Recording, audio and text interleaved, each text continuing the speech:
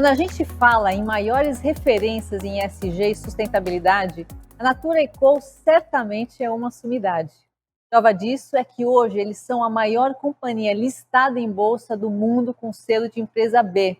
É uma certificação muito difícil de se conseguir e que une a geração de lucro, propósito ao impacto socioambiental e inserção de diferentes stakeholders. Para conversar com a gente e sabermos mais se ESG traz resultados positivos para as organizações, estou super feliz de poder conversar com Roberto Marques, CEO da Natura &Co, e junto comigo, Adriana Arolho, prata da casa, presidente da SAP Brasil. Obrigada, Cris. Seja bem-vindo, Roberto. Um prazer enorme tê-lo conosco. Obrigado, Adriana. Obrigado, Cris. Um prazer imenso estar com vocês e poder participar dessa conversa tão gostosa e importante. Importante e super urgente, né, Roberto? Você tem uma opinião, né, um direcionamento muito bacana que fala que a ambição cria inovação. Como é que, certamente, quando você tem um desafio, né, novo, inovador, você tem que pensar de uma forma diferente, sair de zonas de conforto. Como é que você utiliza essa ambição e conecta essa prática, principalmente numa escala global que vocês atuam?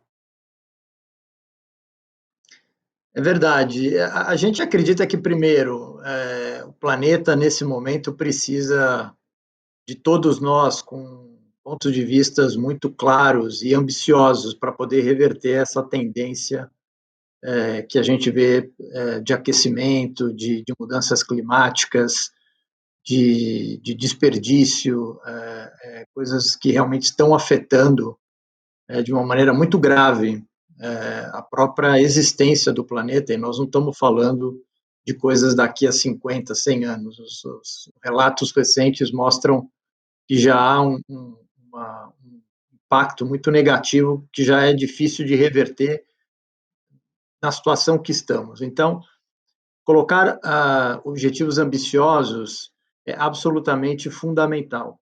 Agora, só colocar os objetivos também não resolve nada. O importante é que isso acabe gerando ações, e é por isso que a gente fala isso trazendo uma cadeia toda junta, acabam também levando a inovações importantes para o cliente final, para as empresas, para a sociedade e para o mundo como um todo. Um exemplo disso, nós, há mais de um ano atrás, lançamos um programa que chamamos de Compromisso com a Vida 2030, com 31, na verdade, para ser preciso, KPIs muito específicos em 3 pilares. O primeiro deles, que fala de enfrentar a crise climática e proteger a Amazônia. O segundo, de alguma maneira, sermos mais humanos como sociedade, mais inclusa, mais diversa. E o terceiro, de abraçar a circularidade e regeneração.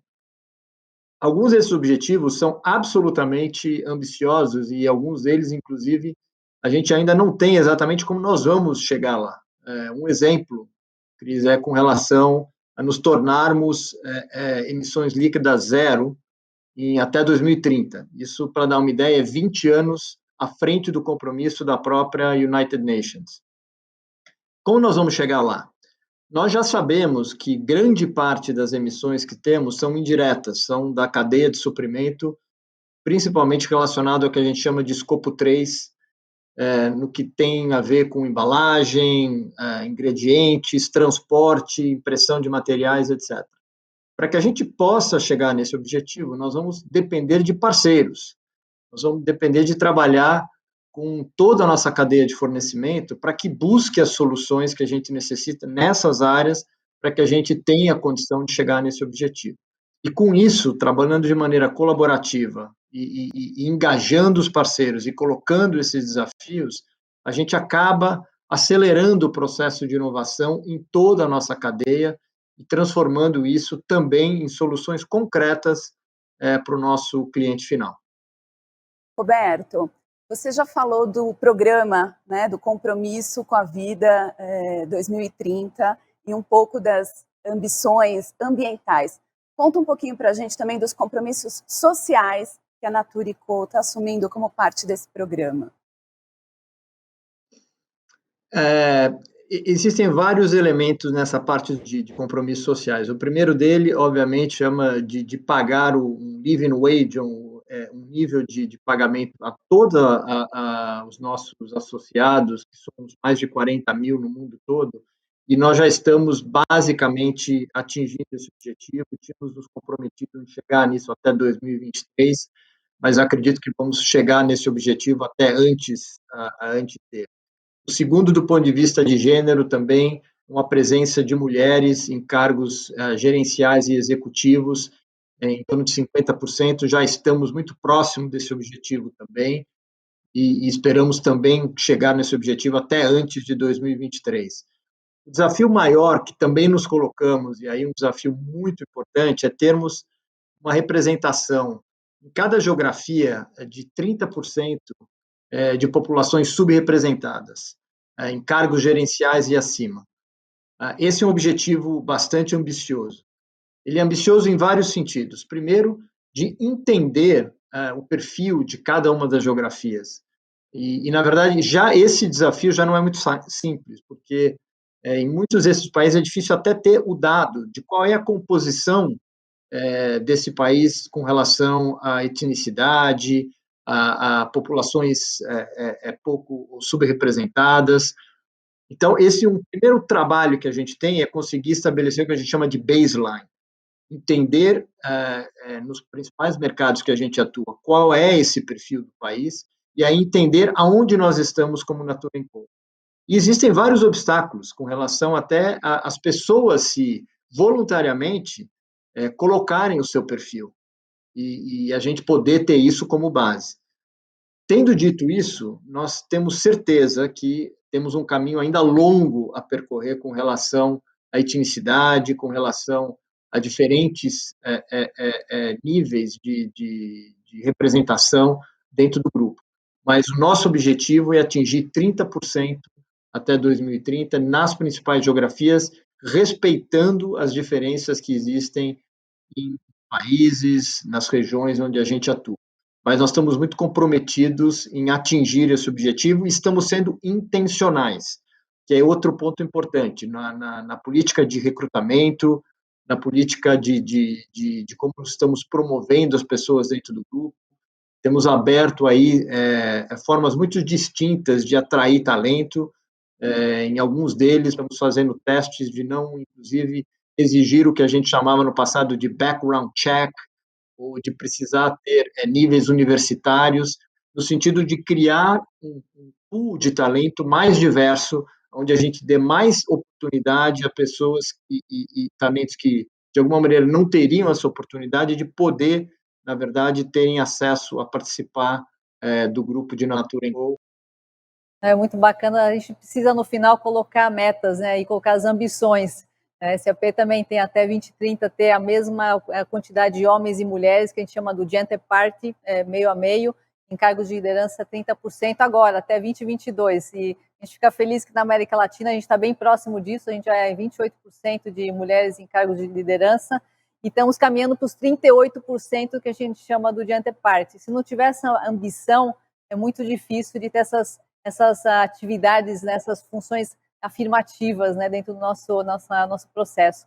E falando em DNA, que para a gente é super importante, é o DNA da diversidade, vocês têm o DNA de sustentabilidade desde os fundadores, né, e obviamente agora na época da pandemia, muitas empresas também começaram a se movimentar, talvez até porque veio à luz muito dos temas do planeta, os temas, né, das diferenças sociais, e certamente algumas empresas não faziam e começaram a fazer, algumas aceleraram seus movimentos, né, para o aspecto de ESG, de ambientais, sociais, né, de governança. Eu acho que no final do dia a gente traz um ganha-ganha para as empresas, para as sociedades e, quiçá, para o planeta dentro desse momento. Me conta um pouquinho desse DNA que vocês têm como Natura. Como é que foi essa inclusão quando chegou a Avon, que também foi uma das grandes aquisições, além de Body Shop e Aesop, mas eu acho que talvez a Avon, pela sua magnitude, como é que foi isso, essa inclusão cultural dentro daquilo que é DNA para a Natura desde a sua origem? Ótima pergunta, porque assim, a Natura sempre teve isso no seu DNA, como você coloca, na visão dos fundadores e sempre olhando esse objetivo que a gente chama do bem-estar bem, da relação com o indivíduo, com os outros, com o planeta e com o todo, né? Isso sempre fez parte da maneira de pensar, da maneira de agir, há mais de 50 anos. Porque, na verdade, todas essas empresas, expressando-se de maneiras distintas, elas não são exatamente igual à Natura, mas elas têm componentes muito importantes desse DNA também. Todo o contato da ISOP, toda a expressão da ISOP é muito forte com as comunidades locais. É por isso que as lojas da ISOP são tão diferentes uma da outra no mundo todo, porque elas tentam, na verdade, se conectar com as suas comunidades locais e, na verdade, celebrar isso. Então, tem uma conexão muito interessante, além, obviamente, de fórmulas com óleos naturais, etc., embalagens, mas essa coisa da atenção ao cliente e à sua comunidade é muito presente na ISO. A Body Shop, um DNA que vem de Anita Roddick, a sua fundadora, que foi uma das primeiras mulheres ativistas do mundo, que sempre colocava que, mais do que produzir batom ou perfume, ela estava transformando a vida de várias comunidades locais, da onde esses suprimentos, ingredientes, são até hoje trazidos para a The Body Shop. E no caso da Avon, uma empresa mais do que centenária, mais de 130 anos, e foi a primeira empresa de empoderamento da mulher, de verdade, na criação da venda direta, de transformar vida, principalmente de mulheres, em empresárias, contra a violência doméstica, contra câncer de mama, criando consciência. Então, na verdade, são elementos comuns que vêm desse DNA de pensar, na verdade, num mundo onde as empresas têm um papel não somente de gerar impacto positivo econômico, mas social e do meio ambiente também.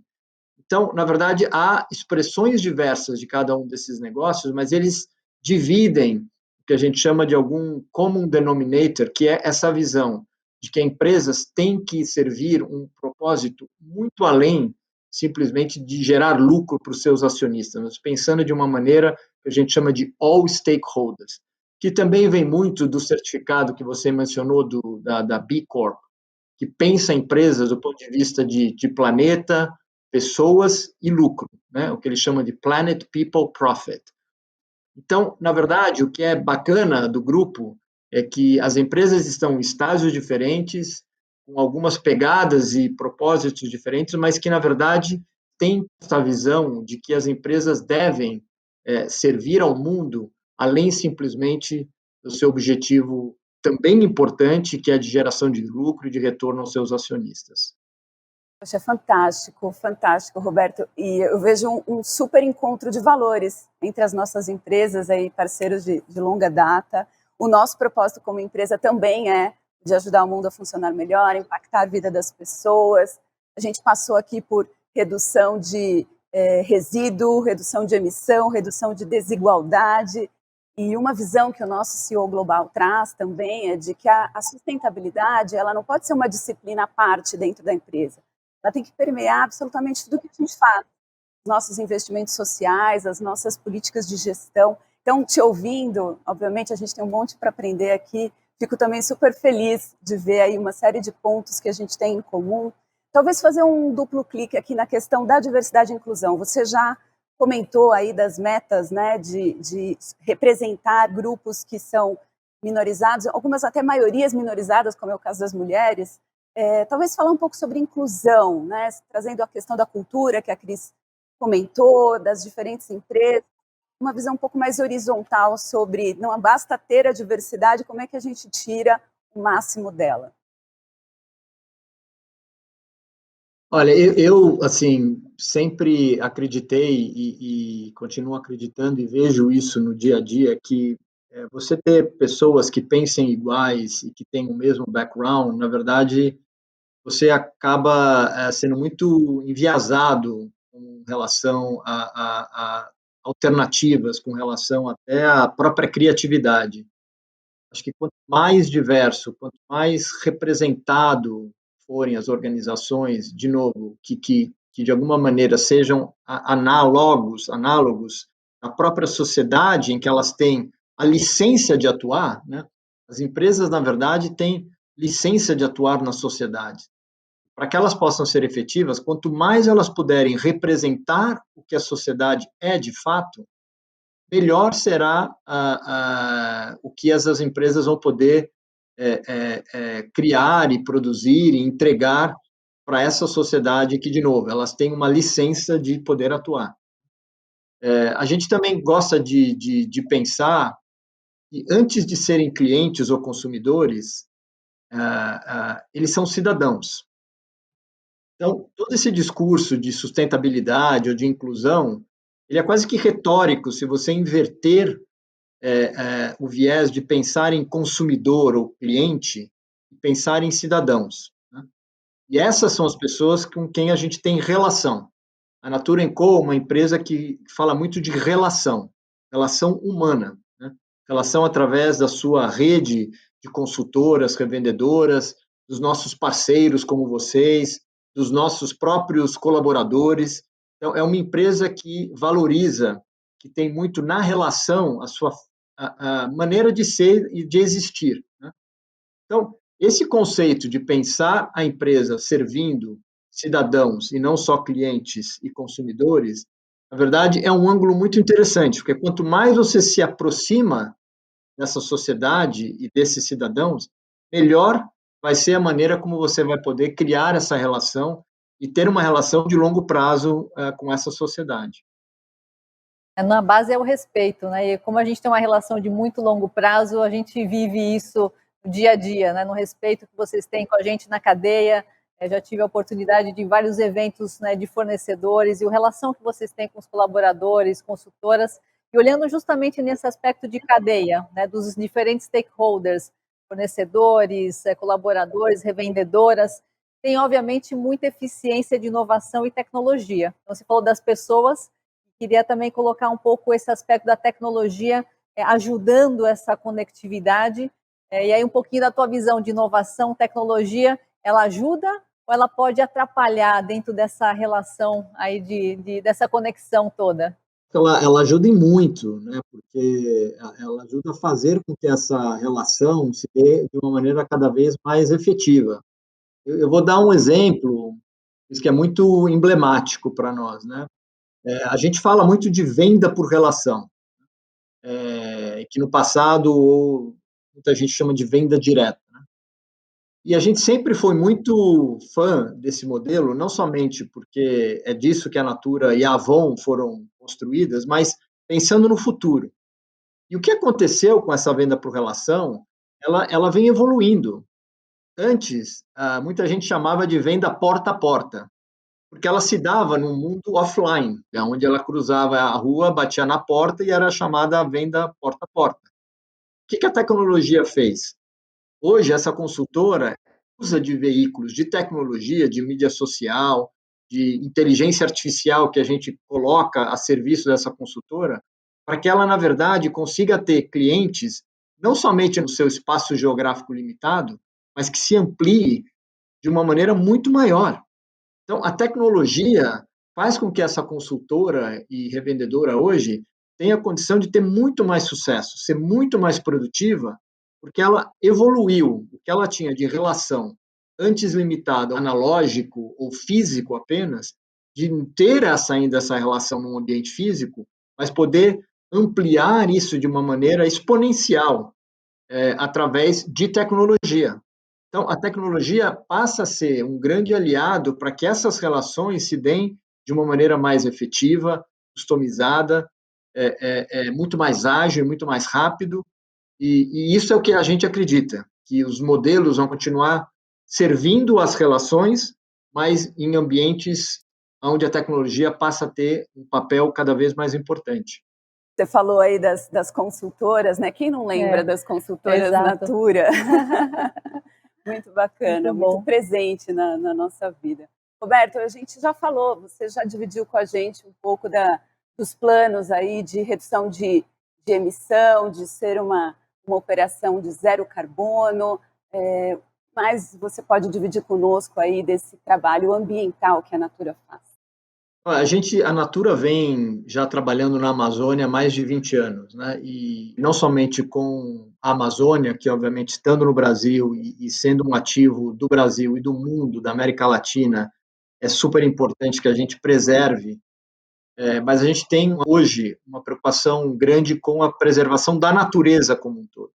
A gente tem trabalhado de uma maneira muito forte, e vamos estar na COP26 falando disso, e há realmente um movimento para a preservação da natureza como um pulmão, uma coisa importante para que a gente possa reverter essa tendência e chegar aí 1,5 graus de objetivo como temperatura e como redução aí dessa crise climática que estamos enfrentando, de como conciliar com as comunidades locais desenvolvimento econômico dessas comunidades locais e, ao mesmo tempo, preservando a floresta, preservando a natureza, é algo absolutamente fundamental que o mundo precisa entender e abraçar, encontrar soluções como a biodiversidade, como, na verdade, reflorestamento, como trabalhar de alguma maneira culturas de monocultura para multiculturas, no sentido que a gente possa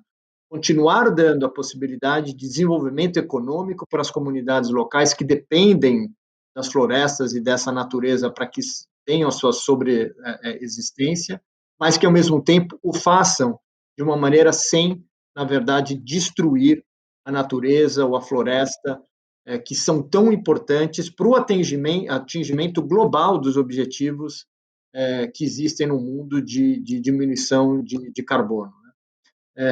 Então, é uma coisa que para nós é prioridade, é uma coisa que a gente tem no exemplo da Natura, trabalhando há mais de 20 anos na Amazônia, um exemplo de que sim, é possível conciliar essas coisas, mas, obviamente, a Natura e poucas empresas só não vão conseguir atingir nem uma fração do que é necessário. Então, é preciso que haja um movimento de muito mais empresas, de governo, parcerias em setor privado, setor público, ciência, com relação à preservação de florestas, da natureza como um todo, e isso é uma das coisas mais relevantes, eu acredito, dentro do nosso objetivo, nosso compromisso com a vida.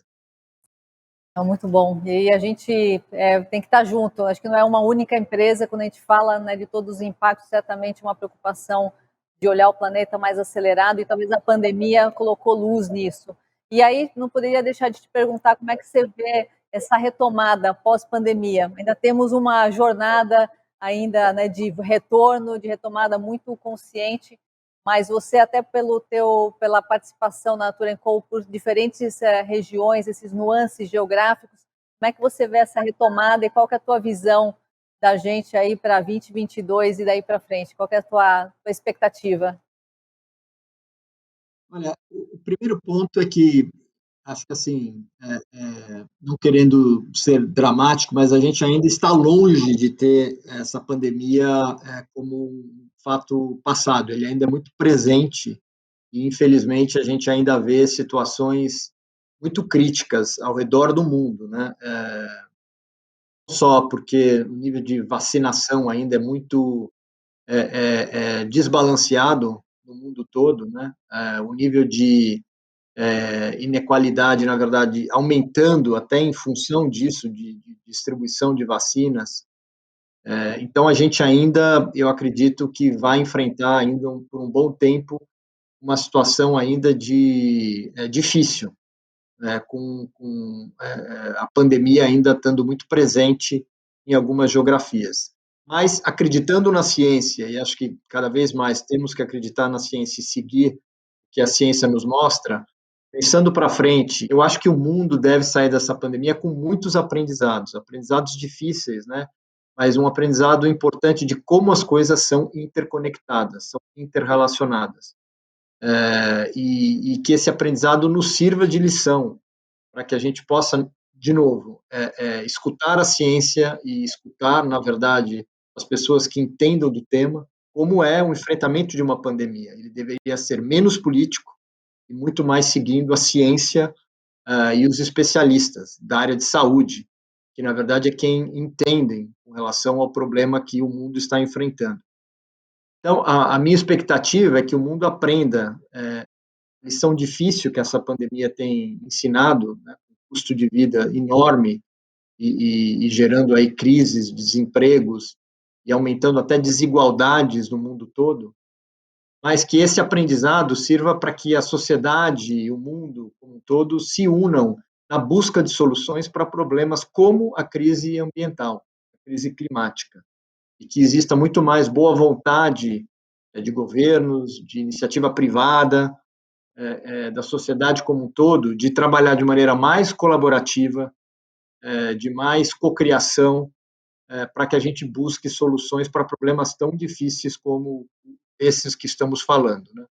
Eu gosto de dizer que para situação como essa pandemia ou a situação da crise climática que o mundo vive, a gente devia falar menos de competição, mais de colaboração, né? Porque, na verdade, só vamos ter a solução para esses problemas se a gente atuar de maneira coletiva e de maneira colaborativa, né? Então, eu espero que, saindo dessa pandemia, que o mundo abrace um pouco mais esse tipo de atitude e de colaboração.